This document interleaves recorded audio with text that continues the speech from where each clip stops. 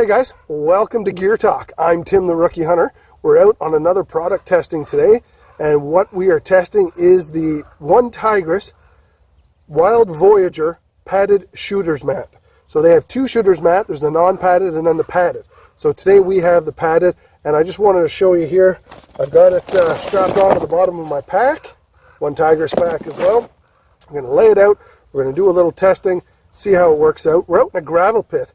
I wanted an uneven ground, something that you're going to feel rocks. Obviously, on a nice flat surface, a padded mat's going to be great, but you don't always have a nice flat surface. Sometimes when you're either using a gravel pit or maybe you're on a grassy knoll on a shooting club or something like that.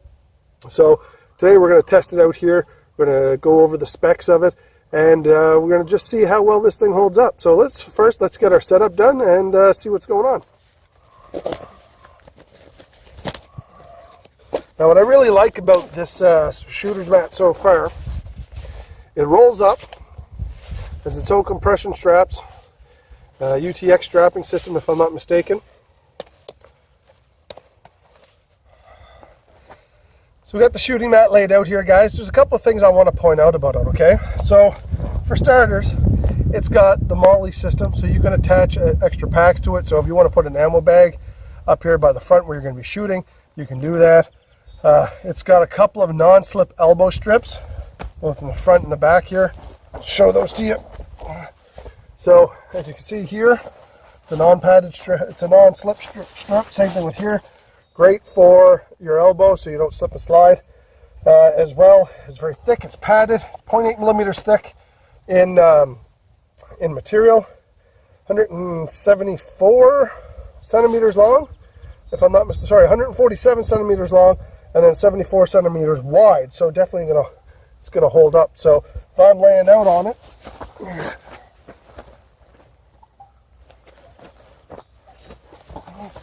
that's very comfortable. Yeah, I know there's always going to be a few gun enthusiasts out there that always sort of want to know what we're firing with. So I just wanted to show you what it is I brought out here to use during my testing phase. This is my Squires of Bingham 22 semi-automatic. I think it's from about 1984, right around there. My father bought this brand new. I think he got it at Sears way back in the day. And yeah, so I repainted it. The finish was horrible. It was all scratched up. When I sanded it down, there was nothing underneath it, so I just repainted it up for camouflage. It's great. Works half decent. Put a new scope on it. Just, really took care of it. So this is what I'm using today. We're going to pop off a few rounds down range and just test the mat out. I'm laying on this mat. Now I am in a rock gravel pit. It's not comfortable. However, I know there's rocks under me. I'm not on even ground, but I don't feel it. I feel quite comfortable, actually. It's nice. The length of the shooting mat, my knees are covered. If my toes are down, that's fine. So the mat is quite wide enough that I can change my angle of how I'm laying, and I feel comfortable. I'm still protected from the elements of the ground, and we're good. Safety's on. We're loaded. Let's cap off a few shots and see what's going on. We're locked and loaded, ready to go.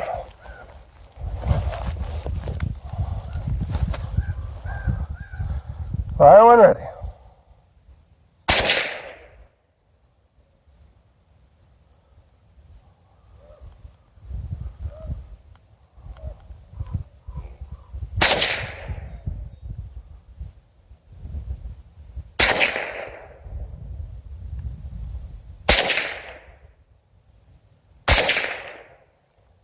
There we go.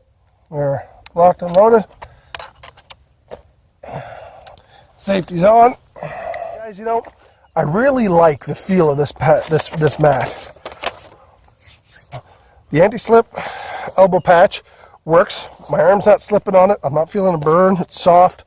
The material within inside is an EPE insulation. I don't feel it is a very cold ground. We're still in the spring here in New Brunswick. So the ground is cold, it's damp, it's wet, and I don't know if you can see behind me, there's mud and stuff back there. I don't feel anything through this.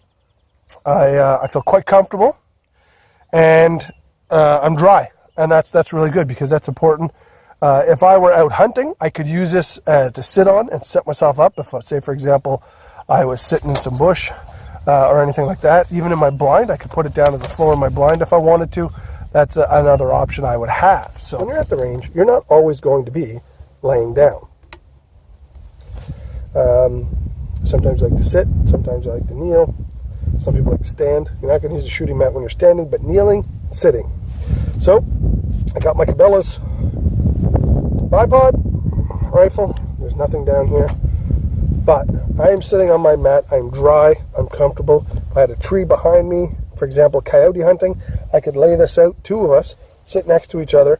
I could have my camera gear, or I could have Rookie Junior out in the woods, whatever the case may be. I'm dry, I'm comfortable, nothing sticking in my back, nothing sticking in my bottom, and I could sit here and get ready to shoot.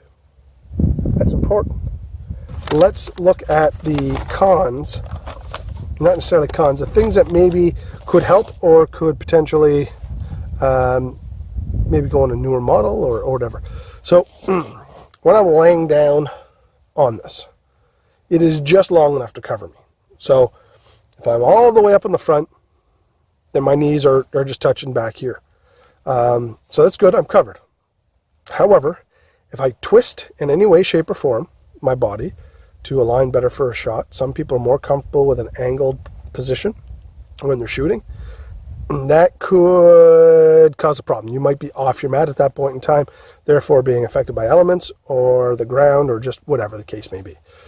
So in that regard, the only thing I could think of that might help that is if they had fold-out wings. No problem. Okay, so that's not necessarily an actual, this should change, and it has to be changed. It's just kind of a nice maybe what if.